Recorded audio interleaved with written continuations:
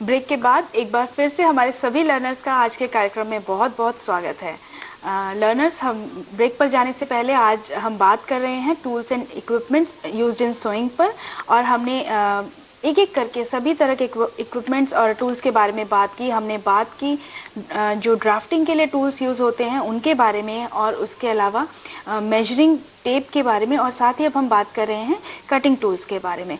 तो चर्चा को जारी रखते हैं और मैम से जानते हैं आगे के टूल्स के बारे में। तो लर्नर्स, मैं आपको बता रही थी कि हमारे पास अब कटिंग करनी है, हमें कपड़ा काटना है, तो हमें डेफिनेटली सिजर्स का प्रयोग करना होगा जी। और कटिंग के लिए हमारे पास तरह तरह के सिजर्स भी मार्केट में अवेलेबल हैं। तो जैसे कि डॉक्टर चौहान ब्रेक पे जाने से पहले पूछ रहे थे कि पेपर कटिंग सिजर्स से ही हम सारे कार्य कर सकते हैं कि नहीं। ऑफ कोर्स आप कर सकते हो, पर आपको थोड़े टाइम बाद खुद रियलाइज हो जाएगा कि आपकी जो कैंची की क्वालिटी है वह खराब हो जाती है और आपके जो काम की क्वालिटी है वह भी अफेक्ट हो जाती है। सो हमारे पास जो सबसे पहला उपकरण मार्केट में अवेलेबल है उसे हम कहते हैं फैब्रिक कटिंग सिजर्स, इन्हें शेयर्स भी कहते हैं, और ये ज़्यादातर जो है काफ़ी हैवी वेट होती है and they are made up of iron, लोहे की होती हैं, और जो इनके ब्लेड्स हैं वो जो इनर एज है वह ज़्यादा शार्प होती है, क्योंकि यहाँ पे हम पेपर नहीं काट रहे हैं, हम यहाँ कपड़ा काट रहे हैं। तो जो हमारे जो ब्लेड्स हैं उनको शार्प होना बहुत ज़्यादा ज़रूरी है। तो अगर मैं एक ही सिजर को पेपर भी काटूंगी और ये भी काटूंगी तो मेरी जो ब्लेड्स की जो लाइफ है ख़त्म हो जाती है और मुझे उसे बार बार पड़ता है, उसे बार बार ठीक कराना पड़ता है, उसकी ब्लेड्स को शार्पन कराना पड़ता है। तो कोशिश करिए कि आप फैब्रिक कटिंग सिजर्स अलग खरीदिए, क्योंकि जब हम कपड़ा काटते हैं तो हमें लंबे लंबे कट्स लगाने होते हैं, क्योंकि आप अगर छोटे छोटे कट्स लगाएंगे तो आपका कपड़ा ज़्यादा ब्रेक करेगा, धागे उसके ज़्यादा निकलेंगे। तो ये जो सिजर्स है काफ़ी हैवी वेट भी होती है और एक बारी में आप 6 से 7 लेयर्स भी एक साथ इससे काट सकते हैं। तो अगर आप प्रॉपर फैब्रिक कटिंग सिजर्स का प्रयोग करेंगे तो आपका टाइम भी बचेगा और आपकी जो क्वालिटी ऑफ प्रोडक्ट है वह भी अच्छी आएगी। जी। उसके अलावा हमारे पास एक छोटी सिजर्स हैं जिसे हम ट्रिमर कहते हैं, ट्रिमिंग सिजर्स भी कहते हैं। एक छोटा सा कटर होता है, 4 से 6 इंच लंबा होता है। इसका प्रयोग जो है हम नॉर्मली जब हम सोइंग कर रहे होते हैं तो धागे को काटने के लिए, या आपके जो छोटे पार्ट्स होते हैं गारमेंट को स्टिच करते वक्त, जो आपके छोटे पार्ट्स होते हैं जैसे कि लेसेस हैं या आपका कोई धागा है या एम्ब्रॉयडरी थ्रेड है, तो उसे काटने के लिए आप बार बार इतनी भारी कैंची का उठा के प्रयोग ना करें। एक छोटा सा कटर जो कि बहुत हैंडी रहता है, आप सोइंग मशीन के पास रख सकते हैं, उसके साथ रख सकते हैं, उसका आप प्रयोग करते हैं। अगेन एंड अगेन मैं यही आपको बोलना चाहूँगी कि उपकरणों का इन्वेंशन इसीलिए किया गया है कि आपके कार्य को सरल बना सके और आपका समय बचा सके, कि जिससे आप कम समय में अधिक से अधिक कार्य कर सके और कम से कम थकान के साथ और इंक्रीज्ड एफिशिएंसी के साथ और नीटनेस के साथ अपने कार्य को बिल्कुल कर सके। उसके अलावा एक तरीके के सिजर्स जो कि बड़ी इंटरेस्टिंग हैं, उन्हें हम कहते हैं पिंकिंग शेयर्स। पिंकिंग शेयर्स जो होती हैं, इनका जो ब्लेड है वह बड़ा देखने में सॉ टूथ होता है, यानी जिगजैग शेप का होता है। तो इन सिजर का जब हम इनसे कपड़ा काटते हैं तो जो एजेस होती हैं वो जिगजैग अपीयरेंस की आ जाती हैं। तो मैंने अपने पिछले कार्यक्रम में भी बताया था कि पिंकिंग करके एक फिनिश जो होती है, टर्मिनोलॉजी में हमने डिस्कस किया था, हम देते हैं, क्योंकि जब आप स्टिच लगाते हैं तो जब के जो खुला पोर्शन रह जाता है कपड़े का, उसमें से धागे निकलने शुरू हो जाते हैं। तो उन धागों को निकलने से ना निकले हुए अवॉइड करने के लिए हम पिंकिंग शेयर से कपड़े को कट करते हैं। तो पिंकिंग शेयर जो है फ्रेम खत्म तो नहीं करती, पर फ्रेम की जो लेंथ है और जो फ्रीक्वेंसी है उसे लिमिट कर देती है। बिल्कुल, लर्नर्स ने देखा भी होगा, हमारे को मार्केट में कई बार हमारे सूट्स हैं या शर्ट्स हैं तो उनको अंदर से जिगजैग उस फॉर्म में कटे होते हैं। वो इसीलिए कि फ्रेइंग ना हो और हमारी जो स्टिच है वो सेफ रहे, क्योंकि अदरवाइज फ्रे करते करते हमारे जो थ्रेड्स हैं वो स्टिच तक पहुंच जाते हैं। तो this is one of the method to control fraying of fabrics. जी हाँ, डॉक्टर चौहान ने बिल्कुल सही कहा। आपने देखा होगा, आप अपने कभी सूट सिलवाएं या कोई भी ड्रेस सिलवाएं तो आप अंदर की साइड अपने गारमेंट को देखिएगा, या तो इंटरलॉक हुआ होता है, और आजकल इंटरलॉकिंग की बजाय टेलर्स भी इजी तरीका अपनाते हैं और वह पिंकिंग शेयर्स का प्रयोग करते हैं। तो घर पे आप भी पिंकिंग शेयर्स का प्रयोग करें।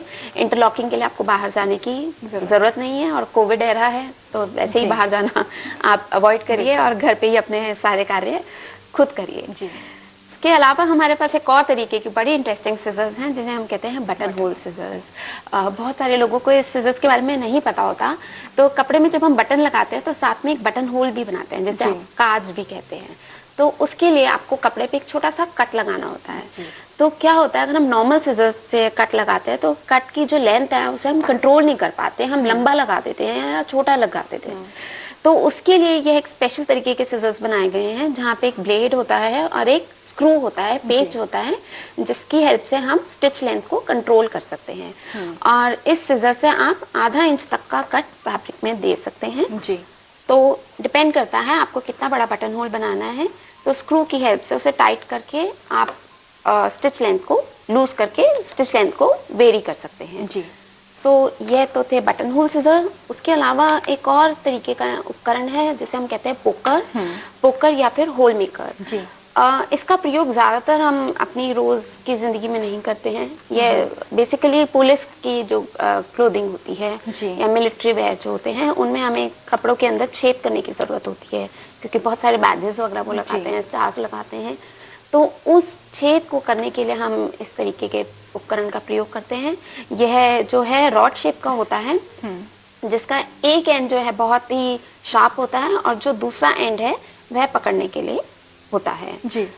सो यह तो था हमारा पोकर। इसके अलावा हमारा एक और कटिंग टूल जो है वह है नॉच मार्कर। नॉच मार्कर मैंने दोबारा मैं जाना चाहूँगी अपने पिछले कार्यक्रम की ओर, जहाँ पे हमने तकनीकी शब्दावली में एक शब्द का प्रयोग किया था, नॉचेस जी। नॉचेस जो है हम ड्राफ्ट जब बनाते हैं उनमें लगाते हैं। और नॉचेस का जो प्रयोग होता है वह यह होता है कि जब आपको उसमें आप ये मार्किंग करते हैं कि यहाँ पे मुझे डार्ट स्टिच करनी है इस पोर्शन में, या इस पोर्शन पे मेरे को प्लीट लगानी है, या ये पोर्शन मेरे इस पोर्शन से मैच करेगा। तो उसके लिए हम जब नॉचेस लगाते हैं तो उन नॉचेस को लगाने के लिए हम इस नॉच मार्कर का प्रयोग करते हैं। इसे टक मार्कर भी कहते हैं मार्केट में, यह बहुत इजीली अवेलेबल है। और एक ये यू शेप का एक छोटा सा कट आपके स्लोपर के अंदर लगाता है, जहाँ पे भी आपको डार्ट या प्लीट या फिर कोई और चीज़ की मार्किंग करनी होती है जी। तो यह तो बात हुई हमारे कटिंग टूल्स की जी। बिल्कुल, कटिंग टूल्स में हमने बहुत सारी सीजर्स के बारे में जाना, जो कि अलग अलग तरह की हैं। कटिंग के लिए हमारी हैवी सीजर्स यूज़ होती हैं, और उसमें भी कई बारी फैब्रिक की क्वालिटी के हिसाब से भी हमें सिलेक्शन ऑफ सीजर्स करना पड़ता है। जब हम हैवी वेट फैब्रिक्स को काटते हैं तो सीजर्स भी हमारी ज़्यादा हैवी होती हैं, लेकिन उसके लिए आपको मेरे ख्याल से अभी इतना, जब इनिशियली आपको इतना जाने की ज़रूरत नहीं है। और जितने भी इंस्ट्रूमेंट्स के बारे में बताया उसमें अभी अगर आप इनिशियली शुरू कर रहे हैं, जैसा मैम ने बताया, तो आप सारे इक्विपमेंट्स आपको आज ही खरीदने हैं, ऐसा कोई आवश्यकता नहीं है। जो बेसिक इक्विपमेंट्स हैं आप खरीदें, और जैसे जैसे आपकी नीड आपको होगी आप धीरे धीरे करके अपने टूल बॉक्स में अपने इक्विपमेंट्स को आगे बढ़ा सकते हैं। तो हमने बात की ड्राफ्टिंग टूल्स के बारे में, कटिंग टूल्स के बारे में, और आगे बढ़ते हैं, अब जानते हैं स्टिचिंग के टूल्स के बारे में। जी मैम। सो लर्नर्स, नेक्स्ट हम बात करेंगे स्टिचिंग टूल्स के बारे में। स्टिचिंग टूल्स यानी वह टूल्स जिनका हम सिलाई के दौरान प्रयोग करते हैं जी। तो इसके अंदर हम बात करेंगे हैंड नीडल्स की, मशीन नीडल्स की, थ्रेड की, नीडल थ्रेडर की, थिम्बल की, swing machines, iron and ironing table की जी। तो शुरू करते हैं हैंड नीडल्स। हैंड नीडल्स वह नीडल्स होती हैं जिनका प्रयोग हम हाथ से सिलाई के दौरान करते हैं। यह जो नीडल्स हैं, देखा होगा आपने मार्केट में, डॉक्टर चौहान आपने भी देखा होगा, अलग अलग तरीके की हैंड स्विंग नीडल्स। बिल्कुल मैम, यहाँ पर मैं पूछना भी आपसे चाहती हूँ कि इतनी वैरायटी ऑफ नीडल्स हैं, नंबर्स में अलग अलग हैं, साइजेस में अलग अलग हैं, क्या इनकी रिक्वायरमेंट रहती है और कैसे हम अपने वर्क के लिए कौन सी नीडल का सिलेक्शन करना है, ये कैसे समझें?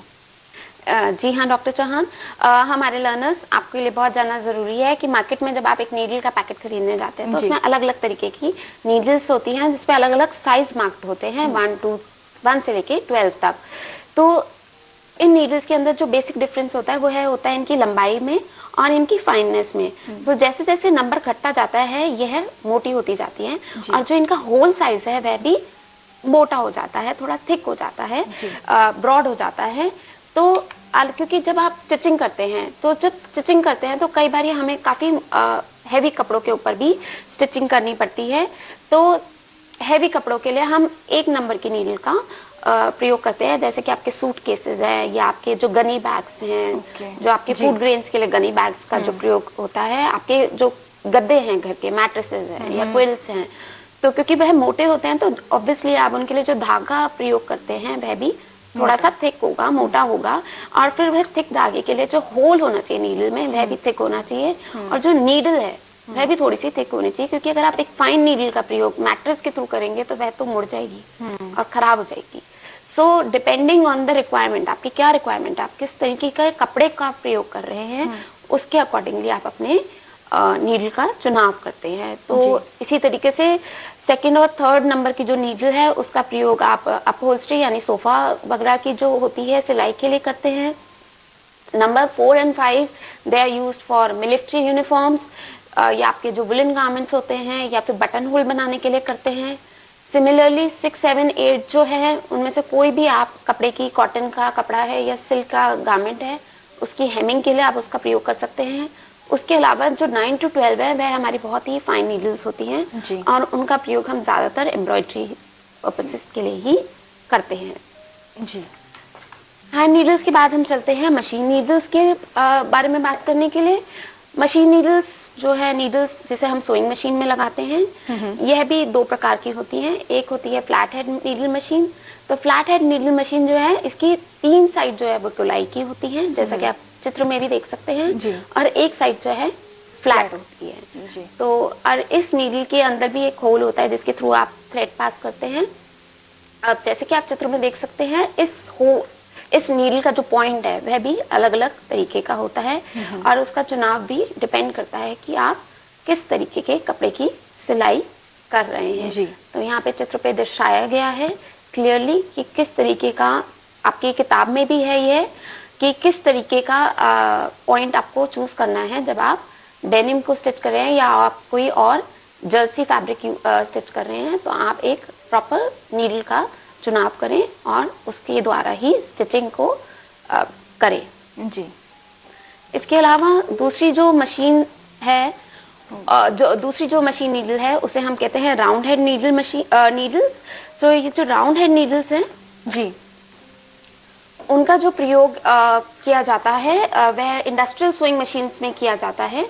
और इनके भी, जैसे कि हमने हैंड नीडल मशीन्स के बारे में बात करी थी कि इनके अलग अलग साइजेस होते हैं, उसी तरीके से जो मशीन नीडल्स है हमारी, उनके भी अलग अलग साइजेस होते हैं। बिल्कुल जी जी।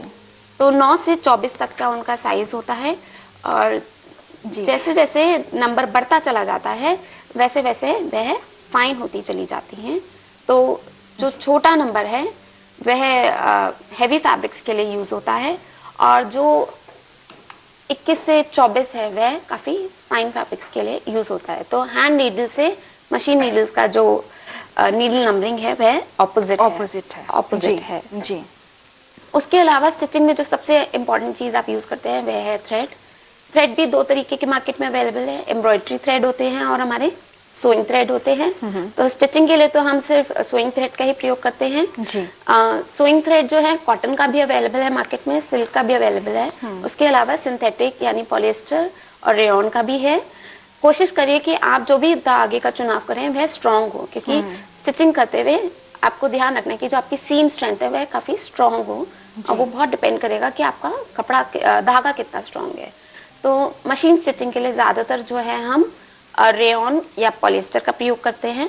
हैंड स्टिचिंग के लिए हम कॉटन एंड सिल्क का प्रयोग कर लेते हैं, क्योंकि इंडस्ट्री में जब मशीन बहुत स्पीड से चल रही होती है तो कॉटन एंड सिल्क में इतनी स्ट्रेंथ नहीं होती और धागा फ्रिक्वेंटली टूटता रहता है जी।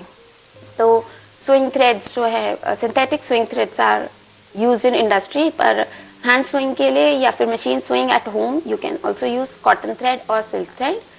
जो एम्ब्रॉयडरी थ्रेड होते हैं वह काफ़ी चमकीले होते हैं, शीन होती है, और वो थोड़े लूजली ट्विस्टेड भी होते हैं और 2 या 3 स्ट्रैंड से बने होते हैं। तो यह बेसिकली आपको ध्यान रखना है कि एम्ब्रॉयडरी के लिए आपको उन धागों का चुनाव करना है जो चमकीले हों और जो लूजली ट्विस्टेड हो, पर स्विंग थ्रेड जो है वो टाइटली ट्विस्टेड होने चाहिए और सिंथेटिक होने चाहिए जी।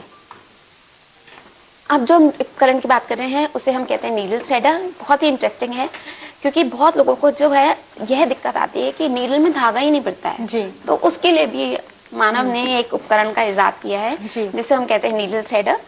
तो नीडल थ्रेडर में ना एक छोटा सा वायर का पार्ट होता है which can be pass through the needle hole. तो उसे आप नीडल होल के थ्रू पास करके उसमें से धागा पास करते हैं, और जब आप उस नीडल थ्रेडर को बाहर निकालते हैं तो वो धागे के साथ बाहर आता है, यानी होल के थ्रू आपके धागे को पास करके आसानी से ले आता है। तो नेक्स्ट टाइम से आप प्लीज अपना टाइम धागे को पिरोने में ना लगाएं, वेस्ट ना करें, नीडल थ्रेडर का प्रयोग करें। और अगर आप नीडल्स का पैकेट खरीदने जाते हैं हैंड नीडल्स का मार्केट में, तो नीडल थ्रेडर उसके साथ आता है जी, पर जानकारी ना होने के कारण लोग उसका प्रयोग नहीं क्योंकि करते। ये बहुत कॉमन इक्विपमेंट नहीं है और नॉर्मली हमने नहीं देखा है, तो नई नई चीज़ें जो है मार्केट में आती रहती हैं, तो ये इतना भी नया नहीं है, लेकिन इतना यूज़ में ज़्यादा नहीं आता है। और मैम आपसे एक और चीज़ भी जानना चाहिए, एम्ब्रॉयडरी की हम बात करें, एम्ब्रॉयडरी थ्रेड्स की बात कर रहे हैं, और हम लोग भी अपने जैसे कपड़ों पर एम्ब्रॉयडरी कराते हैं। नॉर्मली जब हम एम्ब्रॉयडर्स को देखते हैं तो वो एक कैप टाइप का कुछ ना अपनी फिंगर्स पे हमेशा पहने रहते हैं, उसका क्या पर्पज़ है, उसे क्या कहते हैं हम नॉर्मली? डॉक्टर चौहान, बहुत ही सही क्वेश्चन आपने पूछा और बहुत ही सही टाइम पे पूछा। जो मैं नेक्स्ट उपकरण के बारे में बात करने वाली थी, वह इसी के बारे में बात करने वाली थी। तो इस कैप को जो है हम हमारी गारमेंट इंडस्ट्री की भाषा में बोले तो इसे हम थिम्बल कहते हैं, और इसे जो है एम्ब्रॉयडर या हैंड सोअर जो है अपने लेफ्ट हैंड के मिडिल फिंगर के अंदर पहनता है। और इसका बेसिक पर्पस यही होता है कि जब आप स्टिचिंग करते हैं तो बार बार आपकी नीडल आपके फिंगर में लगती है, जिसकी वजह से आपको तकलीफ होती है। सो उस तकलीफ को अवॉइड करने के लिए, क्योंकि अगर आप पूरे दिन आप इंडस्ट्री में काम कर रहे हैं, अगर आपकी उंगली ही फिंगर पे ही इतनी चोट होगी तो आप नेक्स्ट डे काम नहीं कर पाएंगे। तो हाँ, इसका इन्वेंशन इसीलिए किया गया है। ग्लास शेप का होता है, दो तरीके का होता है, ऊपर से खुला या बंद होता है, और it is metallic in nature. तो इसे आप अपनी मिडिल फिंगर पे पहनिए जब भी आप हैंड एम्ब्रॉयडरी कर रहे हैं या सोइंग कर रहे हैं। सो नेक्स्ट टाइम आप ये कंप्लेन नहीं करेंगे कि मेरे को नीडल से परेशानी है जी। इसके अलावा जो नेक्स्ट टूल है, जब हम स्टिचिंग करते हैं तो हर स्टेज पे हमारे लिए बहुत ज़रूरी है कि हम आयनिंग करें। बिल्कुल, अगर हम आयनिंग नहीं करेंगे तो हमारे जो फिनिश्ड गारमेंट की नीटनेस है वह कम हो जाएगी। तो दो तरीके की हमारे पास मशीन्स आयन्स अवेलेबल है मार्केट में। एक होती है कोल आयन और दूसरी होती है हमारी इलेक्ट्रिक आयन। तो कोल आयन तो आपने देखी होगी, जो नॉर्मल प्रेस वाले जगह जगह गली में नुक्कड़ पे बैठे होते हैं, वह कोल आयन का प्रयोग करते हैं, क्योंकि उन्हें सारा दिन आयनिंग करनी होती है। तो इलेक्ट्रिक आयन अगर वह प्रयोग करेंगे तो उनके लिए बड़ा मुश्किल हो जाएगा। कोल्स को तो एक बार आप गर्म कर लीजिए, भर लीजिए, तो काफ़ी देर तक आपकी प्रेस का टेम्परेचर मेंटेन रहता है और आप उससे आसानी से आयनिंग कर सकते हैं।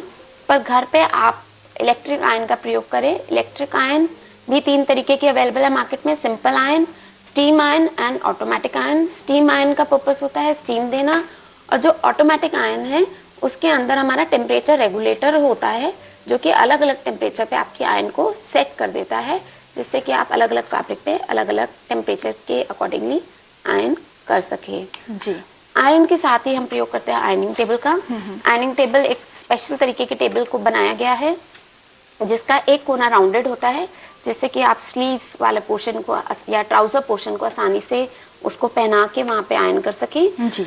और इस आयरनिंग टेबल के राइट हैंड साइड पे एक हीट रेजिस्टेंट स्पेस होती है, जहाँ पे आप आयरनिंग के दौरान अपनी आयरन को रख सकते हैं, बीच बीच में ब्रेक दे सकते हैं। तो ये एक स्पेशल तरीके की टेबल है जो कि मार्केट में अवेलेबल है for specially for ironing purpose.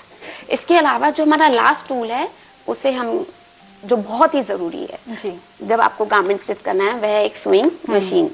तो सुइंग मशीन बहुत ज़रूरी है आपके लिए जानना है कि सुइंग मशीन का प्रयोग कैसे करते हैं, जिसके बारे में हम अपने अगले कार्यक्रम में विस्तार से जानकारी प्राप्त करेंगे। पर अभी के लिए मैं आपको बताऊंगी कि 4 तरीके की सुइंग मशीन होती है। एक होती है हैंड सुइंग मशीन, दूसरी है ट्रेडल मशीन, यानी पैडल से जो चलती है, पैर वाली मशीन आप उसे कहते हैं। तीसरी है पावर मशीन, इसका प्रयोग इंडस्ट्री में होता है, काफ़ी हाई स्पीड पे चलती है।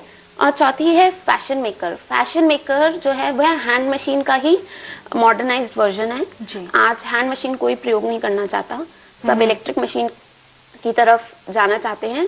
तो जो नया वर्जन मार्केट में अवेलेबल है होम मशीन्स का, उसे हम कहते हैं फैशन मेकर।